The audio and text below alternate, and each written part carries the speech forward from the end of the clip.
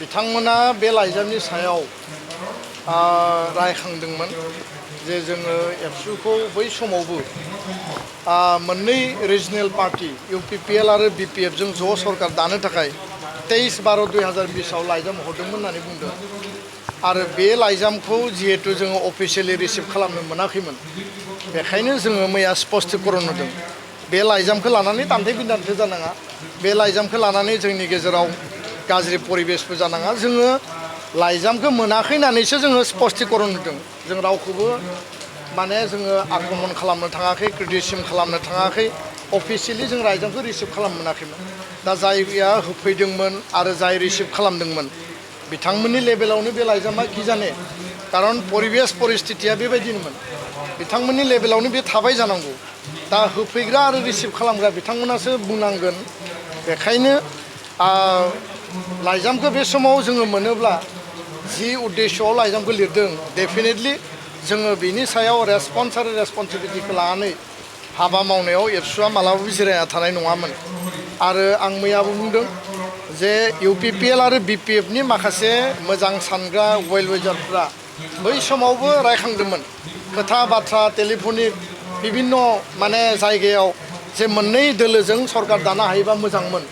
बे रायखांलायनाया सावरायलायनाया सोलिदों किन्तु अफिसियेलि बे बास्तबाव कार्यकरि जायाखै दा बेखायनो लाइजामखौ लानानै जोंनि गेजेराव बितर्क जानाङा जोंबो बितर्क खालामनो थाखाय रिप्लाइ होआखै जास्ट जोङो स्पष्टीकरण होदों बिथांमोना जिहेतु क्लेम खालामदों जे जों लाइजाम हरदोंमोन बिथांमोना बेखौ गुरुत्व होआखै होननानै लाइजामखौ मोनोब्ला गुरुत्व होयिनि बाथ्रा गैया आरो लाइजामखौ जाय होफैदों आरो जाय रिसिभ खालामदों बिथांमोनासो बे बाथ्राखौ मोजाङै बुंनो हागोन आरो नैथि बाथ्राया जाहैबाय मैया हाग्रामा महिलारि बिथाङा BPF नि आफादगिरिया मेडियानि गेजेरजों बुंदों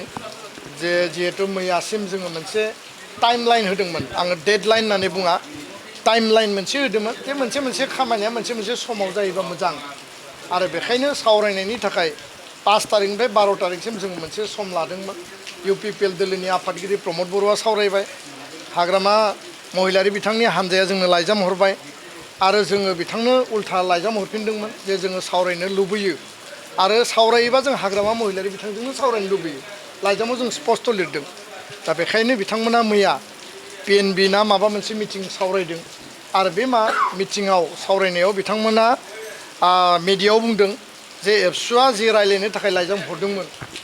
रायलायनाया 16ता आफादा जयै रायलायगोन बेयाव एबसु हारसिङै रायलाया बे रायलायनायनि जे प्रस्ताब बे प्रस्ताबखौ BPF दोलोआ जोङो रायलायनो थाखाय थांखि लाबाय होननानै मैया हाग्रामा महिलारि बिथाङा फोरमायदों दा माला रायलायगोन बहा रायलायगोन बिथांमोननिफ्राय जेला अफिसियेल जोंजों जगाजग जागोन बिनि उनावसो जोङो बाथ्राखौ स्पष्टयै जों बुंनो हागोन दा बेखायनो जोङो नेनानै दङ दाबो टाइमलाइना मैया जोब्बाय नेनानै दङ मोनसे समनि गेजेराव जायोबा मोजां आरो मोनसे सम बारलाङोब्ला मोन 16 आफादखौ लानानै जोङो बे गासै परिबेस परिस्थिति आराम्भनिफ्राय दासिम मा जाखो आरो इयुनाव मा जागोन बा माबायदि आवगायलांगोन बिनि थाखाय जोङो मोन 16 आफादजों जों सावरायफिनगोन नैबे समावहाय नाथाय समा बिराद